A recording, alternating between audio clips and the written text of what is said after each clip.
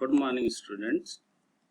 Today we are going to discuss few numericals of this unit, electromagnetic induction and AC.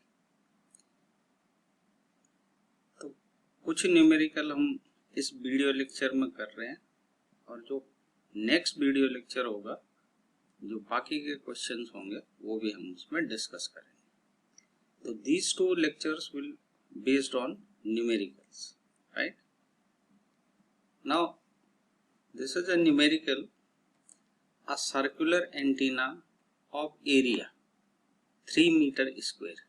This is the circular antenna having the area of 3 meter square. Now this is area. Area may be represented by S और A. ठीक है ना, आप A से भी कर सकते हैं और S से भी कर सकते हैं, लेकिन क्योंकि हम सरफेस एरिया की बात कर रहे हैं तो हम यहाँ पे उसे S से रिप्रेजेंट कर रहे हैं. ठीक है, S is equal to 3 metre square is installed at a place at Dehradun. The plane of the area of antenna is inclined at 30 degree with the direction of earth magnetic field. अब earth magnetic field के साथ जो है उसका area 30 degree का angle बना रहा है. ठीक है, now the angle 30 degree with the direction of earth magnetic field. Now this is the direction of earth magnetic field and the area making an angle 30 degree. ठीक है ना, इस प्लेन के साथ 30 डिग्री का एंगल बनाया उसने. अब अगर इसके साथ 30 डिग्री का एंगल बनाया तो इसका जो एरिया वेक्टर है उसके साथ कितने का एंगल बनाएगा? That would be 60 degree. Since the area vector is always perpendicular to the area और the surface area of the object. तो एरिया वेक्टर इधर है तो एरिया वेक्टर और मैग्नेटिक फील्ड के बीच का एंगल हो गया 60 डिग्री. ठीक है ना, तो कुल मिला के हमारे पास थीटा की वैल्यू हो गई 60 डिग्री. ठीक, if the magnitude of earth magnetic field at that point is 49500 nano Tesla. Nano का मतलब होता है 10 टू द पावर 9. इसका मतलब बी हो गया 49500 नैनो टेस्ला. नैनो का मतलब 10 टू द पावर 9. अब हमें निकालना है the magnetic flux linked with antenna. Now magnetic flux is phi. Phi is equal to B dot S. Phi equal to B dot S. ठीक है ना, phi equal to B dot S. इसका मतलब क्या हो गया? BS cos theta. अब यहाँ B की वैल्यू हम सब्स्टिट्यूट करेंगे 49500 into 10 to the power 9 into area है 3 cos 60. इन सबको हम कैलकुलेट करेंगे तो हमारे पास आ जाएगा ये 74250 into 10 to the power minus 9 weber. Weber is the unit of magnetic flux. Ultimately हमारे पास ये आ जाएगा. ठीक है ना, तो हम इसे लिख सकते हैं 74.250 माइक्रो वेबर. माइक्रो इसलिए वो 10 टू द पावर 6 को हमने क्या लिख दिया? माइक्रो. तो ये हो गया माइक्रो वेबर. ठीक है बेटा, तो this is the result of answer of this question. Now second question, the magnetic flux passes perpendicular to the plane of circuit, right? जो फ्लक्स है वो परपेंडिकुलर पास हो रहा है किसी सर्किट के प्लेन से and it is directed into the paper. If the magnetic flux varies with respect to time as following: phi is equal to 2t cube plus 3t square plus 8t plus 5 milli weber. 10 to the power minus 3 को बोलते हैं milli. What is the magnitude of induced EMF in the loop at t equal to 3 second. अब देखिए बेटा, flux is depending on time. इसका मतलब time बढ़ेगा तो फ्लक्स भी बढ़ेगा. अगर फ्लक्स इंक्रीज कर रहा है या डिक्रीज कर रहा है तो उसमें इंड्यूस्ड ईएमएफ आएगा. ठीक है, तो हमें उस इंड्यूस्ड ईएमएफ की वैल्यू बतानी है. अब इंड्यूस्ड ईएमएफ की वैल्यू जो है वो कैसे पता लगेगी? फैराडे लॉ से. तो Faraday law states that E is equal to d∅dt। ठीक है, यहाँ पे क्योंकि नंबर ऑफ टर्न एक ही है, n इक्वल टू 1 हो जाएगा। ठीक है, एक ही है, सर्किट में एक ही लूप है। तो हम क्या करेंगे, इसको डिफरेंशिएट कर देंगे विद रिस्पेक्ट टू टाइम। तो हमारे पास आ जाएगा 6t² plus 6t plus 8 into 10⁻³ ये 10⁻³ कहां से आ रहा है भाई, ये आ रहा है मिली से, तो उसे हमने कन्वर्ट किया हुआ। मिली का मतलब 10⁻³। अब हमें कौन से टाइम पे बताना है, t इक्वल टू 3 पे। तो हम क्या करेंगे, इसमें जहां जहां t है वहां 3 रख देंगे। तो हमारे पास आ गया 6 × 9 प्लस 6 × 3 प्लस 8 इंटू 10⁻³ तो आता है 80 × 10⁻³ वोल्ट। 10⁻³ को हम लिख देते हैं मिली, तो ये आ गया 80 मिली वोल्ट। ठीक है बेटा। नाउ नेक्स्ट क्वेश्चन, ये a copper rod of length L rotates one of its end with an angular velocity omega in magnetic field as shown in the figure. The plane of rotation is perpendicular to the field. Field का मतलब magnetic field.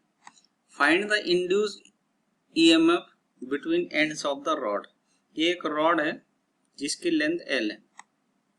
अब ये क्या कर रहा है, यहाँ से फिक्स है और ये रॉड घूम रही है ऐसे, it is rotating in a perpendicular magnetic field. अब देखिए आप, ये जो क्रॉस लगे हैं, क्रॉस का मतलब होता है इनवर्ड मैग्नेटिक फील्ड। तो जब भी कोई कंडक्टर किसी मैग्नेटिक फील्ड में मूव करता है तो उसमें मोशनल ईएमएफ डेवलप हो जाता है। ठीक, अब मैं क्या कर रहा हूं, इस रॉड की पूरी लेंथ न लेके बल्कि एक छोटा सा पोर्शन ले रहा हूं, दैट इज dx। ये एक छोटा सा पोर्शन।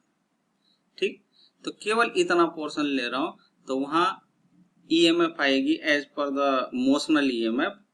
क्या होता है, BVL। तो ये आ जाएगा BV और L की जगह इसकी लेंथ आएगी dx।